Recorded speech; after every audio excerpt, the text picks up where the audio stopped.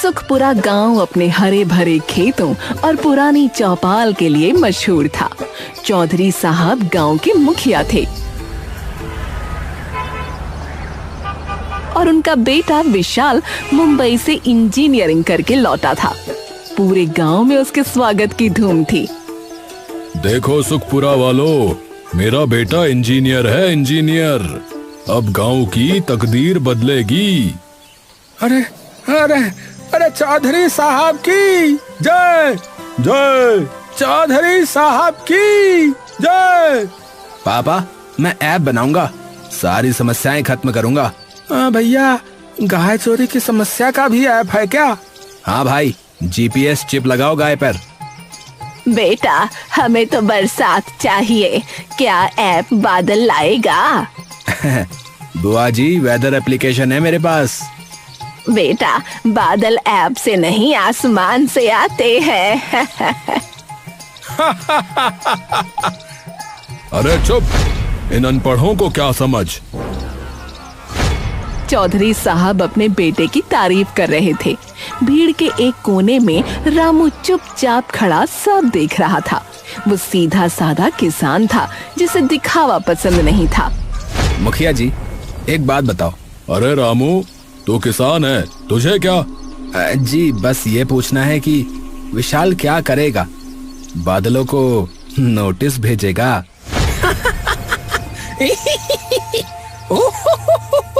अरे मैंने बहुत कुछ सीखा है, तुम क्या जानो? अच्छा तो बता, धान बोने के लिए मिट्टी कैसी होनी चाहिए बता।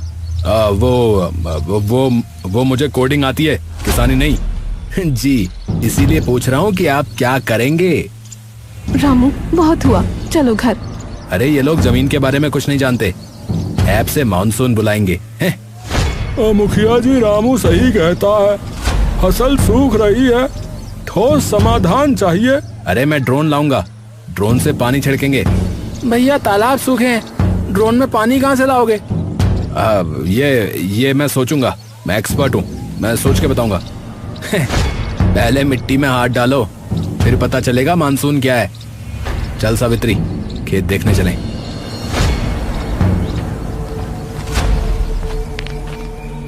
मुखिया का चेहरा लाल था और विशाल अपनी इज्जत बचाने में लगा था।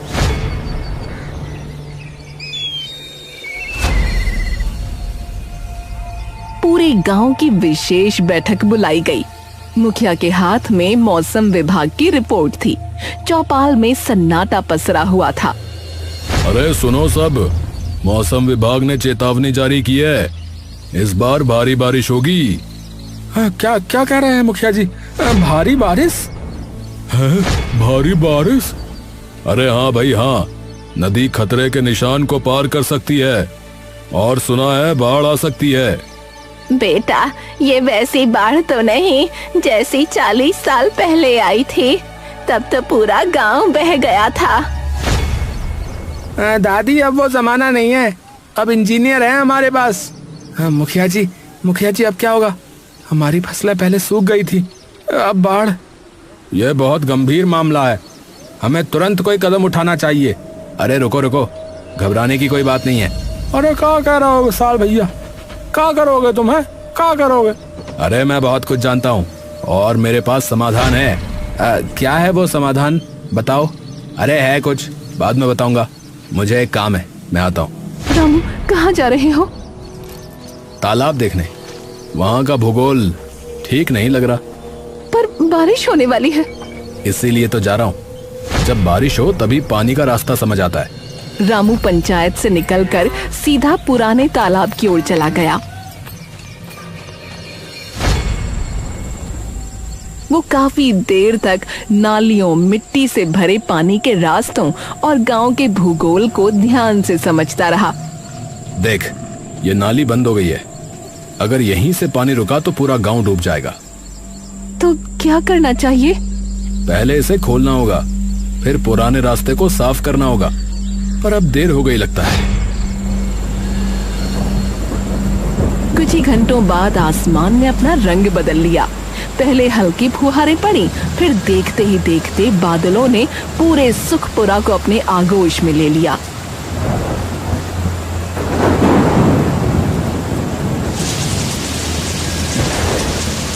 फिर लगातार 15 दिनों तक बारिश होती रही।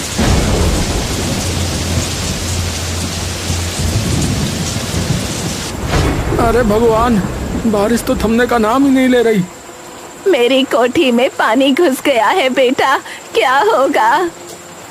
ए दादी, ऊपर चलो, नीचे मत रहो।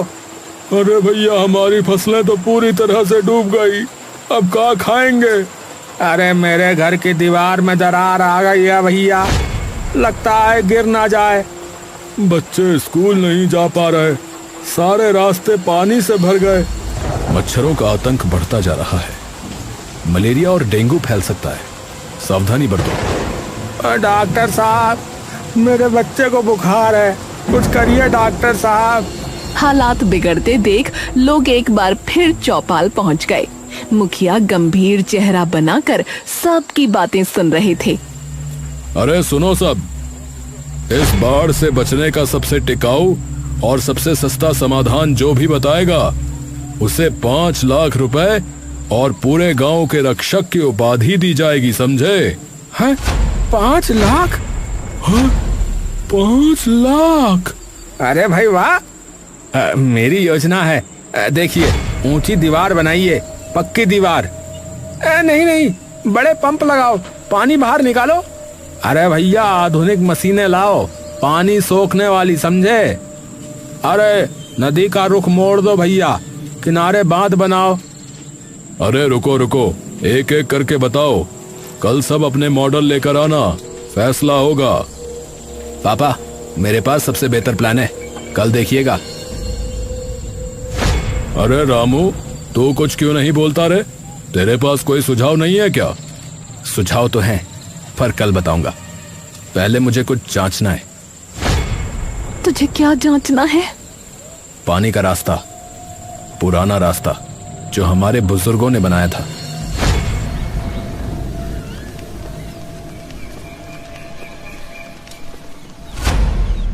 पंचायत में सभी अपने अपने मॉडल लेकर पहुंचे। किसी ने नक्शे बनाए थे, किसी ने लकड़ी के छोटे छोटे मॉडल तैयार किए थे। अरे देखो मेरा मॉडल, 3 बड़े पंप लगाएंगे, सारा पानी निकल जाएगा। हाँ। अरे बकवास, पंप से क्या होगा? अरे दीवार चाहिए भैया, दीवार, ठोस दीवार। अरे नहीं नहीं, अरे मशीनें लाओ, जापानी तकनीक वाली, हाँ, उससे ही होगा काम। अरे अमेरिकी तकनीक बेहतर है भैया। अरे चुप, सब चुप। देखो, ये है मेरा प्लान, नदी के ऊपर advanced hydro electric power plant. हैं? क्या बोला ये अंग्रेजी में बकर बकर? अरे मतलब आधुनिक जल विद्युत संयंत्र, वो पानी भी रोकेगा और उससे बिजली भी बनेगी, समझे? अरे क्या बात है भैया, क्या बात है। अरे बिजली भी बनेगी और पानी भी नियंत्रित। अरे भैया, ऐसा हो जाए तो गांव हमेशा के लिए सुरक्षित हो जाएगा भैया। हाँ, देखा, मेरे बेटे का दम, इंजीनियर है, इंजीनियर। अरे विशाल भैया की जय, विशाल भैया की जय। अरे भैया, आपने तो कमाल ही कर दिया। और सबसे अच्छी बात, इसकी लागत सिर्फ 30 लाख रुपए है। गांव वालों की मदद से हम ये कर सकते हैं। हाँ, 30 लाख? हाँ, मैंने खुद डिजाइन किया है। लोग विशाल के समाधान से इतने प्रभावित हुए कि किसी और की बात सुनने को तैयार ही नहीं थे। रामू अभी भी चुपचाप पीछे खड़ा सब देख रहा था। तू क्यों नहीं बताता अपना प्लान? क्योंकि उनकी नजर ऊपर है, नीचे नहीं। मैं कहूंगा तो सुनेंगे नहीं। तो अब क्या करेगा? उन्हें देखने दो, जब पानी आएगा तब पता चलेगा कि असली समाधान क्या है। क्योंकि विशाल का बताया गया प्लान बहुत ज्यादा समय लेगा, इन लोगों को ये समझ नहीं आ रहा है।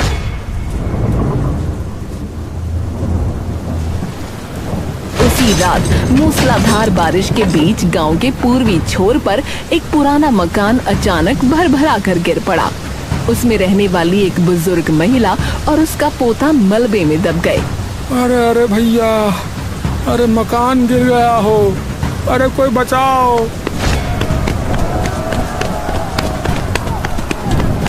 अरे भैया, क्या होगा अब इसका? अरे जल्दी करो भैया, अरे जल्दी मलबा हटाओ, अरे लोग दब गए हैं। बचाओ, मेरा पोता, मेरा पोता। किसी तरह ग्रामीणों ने उन्हें मलबे से बाहर निकाला। बुजुर्ग महिला बुरी तरह घायल थी, हालांकि पोता सुरक्षित था। पूरा गांव डर से सहम गया। मेरा मकान, सारी उम्र की कमाई, सब खत्म हो गया। चिंता मत करिए, आप ठीक हो जाएंगी। पर रुकिए, आपका मकान तो पक्का था, फिर कैसे गिर गया? कुछ दिन पहले किसी ने मेरे घर की नींव के पास खुदाई की थी। मैंने समझा नाली साफ कर रहे हैं। खुदाई? किसने?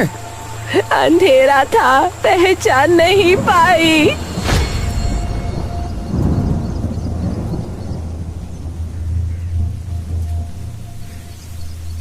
अगली सुबह विशाल ने पूरे गांव के सामने दुख जताया। लोगों की निगाहें उस पर टिकी थीं। देखिए, ये बहुत ही दुख की बात है। अगर हम समय रहते मेरा आधुनिक समाधान अपनाते तो शायद ये हादसा टल जाता। सच कह रहे हो विशाल भैया, बिल्कुल। और एक बात, कल रात मैंने गांव में कुछ संदिग्ध गतिविधियां देखी। संदिग्ध? क्या मतलब? उम्मीद करता हूं कि कोई हालात का फायदा नहीं उठा रहा होगा, जानबूझकर नुकसान पहुंचाने की कोशिश। क्या कह रहे हो विशाल भैया? किसी ने जानबूझकर? मैं किसी पर उंगली नहीं उठा रहा, बस कह रहा हूं कि सतर्क रहें। उसकी निगाहें एक पल के लिए रामू पर टिक गईं। पूरी चौपाल ने वो नजरिया देख लिया।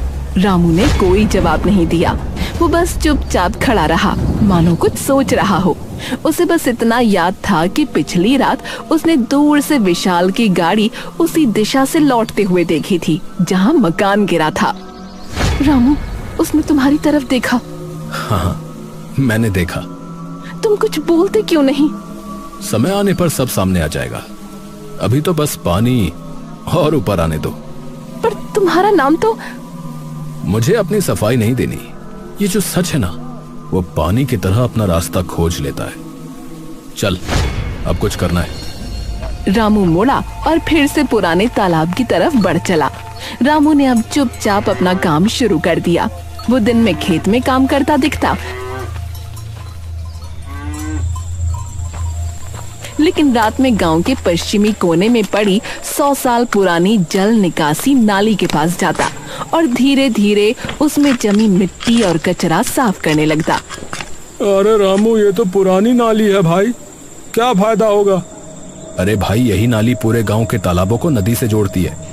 बस भर गई है, साफ होगी तो पानी अपना रास्ता खोज लेगा। और ये तालाब जो तुम्हारे खेत के बगल में है? ये कचरे से भरा पड़ा था, अगर इसे साफ किया तो गांव को फायदा होगा। उसे ये करता देख गांव वाले उसे पागल कहने लगे।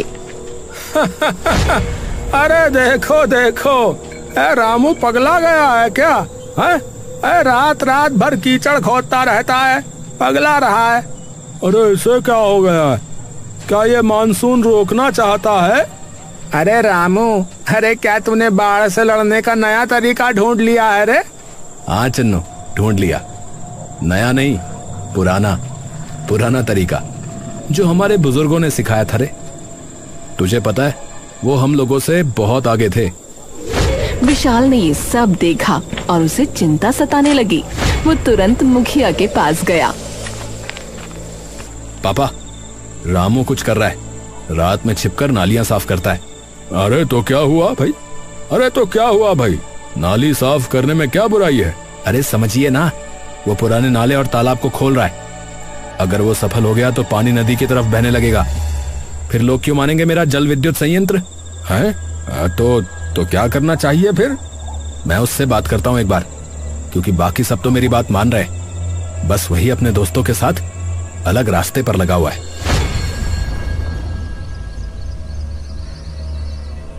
अगले दिन विशाल ने रामू को अकेले में बुलाया।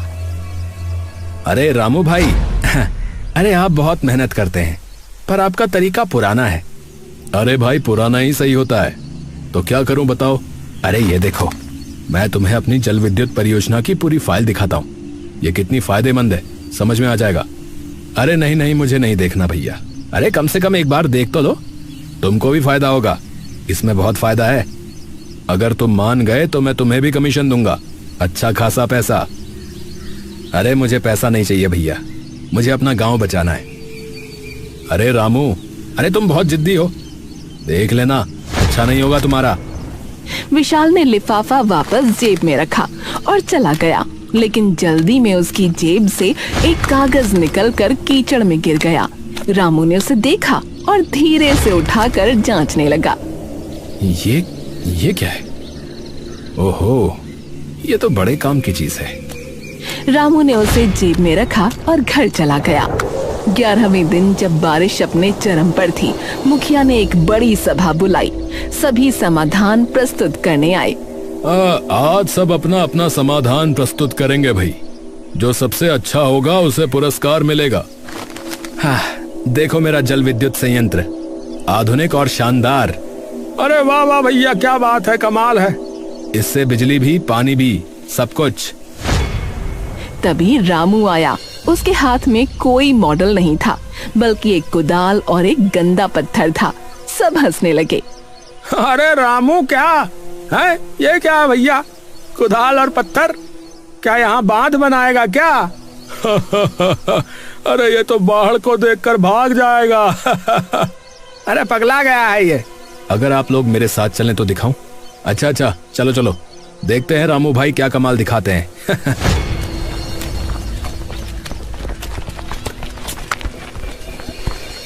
सब रामू के साथ उसके खेत के बगल वाले तालाब पर पहुंचे।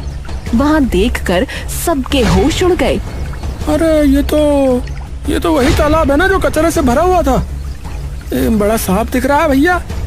और भैया इसमें तो पानी भी भर गया है अब।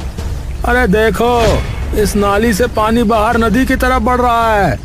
देखो भाई, हमारे पूर्वजों ने ये नालियां और तालाब इसलिए बनाए थे, जब हमने इन्हें भर दिया तो पानी गांव में ही रुकने लगा और बाढ़ आने लगी। बस इन्हें साफ करना है और पानी की प्राकृतिक दिशा बहाल करनी है। अरे वाह भाई, वाह भाई वाह। अरे ये है असली समाधान भैया। मुझे 5 लाख नहीं चाहिए, मुझे चाहिए कि सब मिलकर पुराने 10 नालों और 5 तालाबों की सफाई करें। यही असली समाधान है। जरा देखो, यहाँ पर बाढ़ का असर बिल्कुल खत्म हो चुका है। अरे हाँ भैया, अरे ये तो हमने देखा ही नहीं। हाँ भैया, ये तो हमने ध्यान ही नहीं दिया। अरे भैया एकदम सही बात है। विशाल गुस्से से आगे बढ़ा और चीखने लगा। अरे ये कोई समाधान नहीं है, हमें जल विद्युत संयंत्र तो बनाना ही पड़ेगा। भविष्य के लिए वही सही है। हाँ, सही होगा, पर तुम्हारा या तुम्हारे बापू का बनाया हुआ नहीं। ये लो विशाल, ये देखो, तुम्हारी जेब से गिरा था ये पर्चा है। ये क्या है? ये है तुम्हारे और तुम्हारे पिता के काले चिट्ठे का भांडा फोड़। इसमें लिखा है सरकारी ग्रांट का 60% तुम दोनों बांटोगे, 40% से नाम मात्र का काम। ये तो घोटाला है भैया। है क्या? घोटाला? भैया घोटाला चल रहा है। अरे मोरी मैया, घोटाला हो रहा है, तभी बना रहा है ये विद्युत वाला बांध। अरे ये सब झूठ है। ये रामू ऐसा ही बोल रहा है, ये झूठ है। हाँ, अरे रामू ने नकली पर्चा बनाया, ये झूठा है ये। तभी सावित्री आगे आई और उसने अपनी जेब से एक छोटा सा वॉइस रिकॉर्डर निकाला। उसने बटन दबाया। पापा, हमने बाढ़ का पूरा खेल रचा है। रामू को किसी भी तरह से निकाल दो, फिर हमारा जल विद्युत संयंत्र पास होगा और हम करोड़ों कमाएंगे, करोड़ों। है? अरे ये क्या भैया, अरे ये क्या, इतना बड़ा धोखा। विशाल, मैंने ये रिकॉर्डिंग पिछली बैठक में की थी, जब विशाल अपने पापा से बात कर रहा था। नहीं, ये जालसाजी है, ये झूठ है। अरे सबने सुन लिया विशाल, अब और झूठ मत बोल। सबके होश उड़ गए। मुखिया का चेहरा पीला पड़ गया। और आप मुखिया बनकर हमें लूट रहे थे। अरे इन्हें गांव से बाहर निकालो। हाँ भैया, बिल्कुल बाहर निकालो। हाँ भैया, बाहर निकालो। हाँ भैया, बाहर निकालो। रुको, इन्हें गांव से निकालने से क्या होगा? ये कहीं और जाकर लोगों को लूटेंगे। भैया तो क्या करें बताओ? तुम दोनों के पास करोड़ों का पैसा है ना? अगर सच में पछतावा है तो वो सारा पैसा गांव के तालाबों और नालियों की सफाई में लगाओ और खुद भी काम करो। यही तुम्हारी सजा होगी। अब ठीक है रामू, ठीक है, हम मान गए भैया।